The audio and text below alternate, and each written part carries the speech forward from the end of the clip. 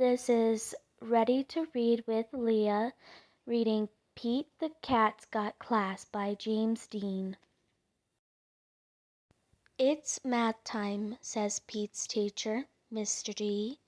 Pete the cat loves math. He loves how the numbers work together.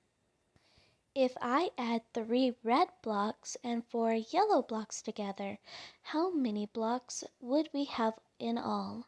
Says Mr. G. Pete raises his hand. 7 blocks, says Pete. 3 plus 4 equals 7. Very good, Pete, says Mr. G. Mr. G asked the class a subtraction question.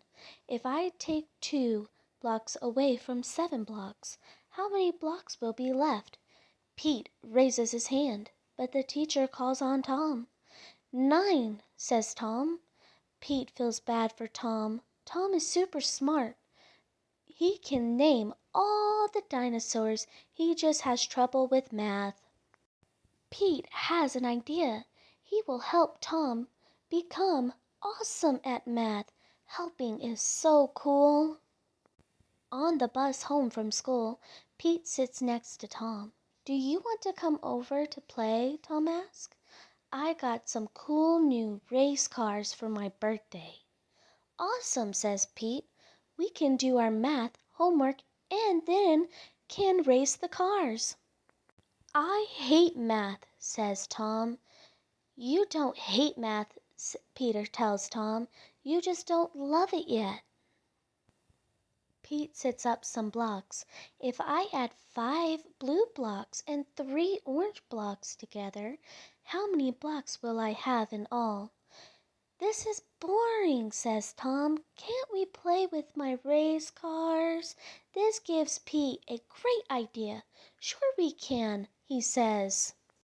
Pete lines up some race cars. If 5 red cars are going to the racetrack and 5 yellow cars are going to the car wash, how many cars are on the road? He asks. Easy, says Tom. 10 cars, like a traffic jam. Now, what if 2 of the cars stayed home? Pete says. How many cars would be left? Says Tom, studying the lineup. 8 cars. Right, says Pete.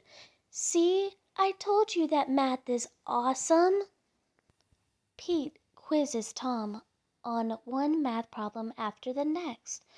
4 cars minus 1. 3, says Tom. 8 cars plus 7, says Pete.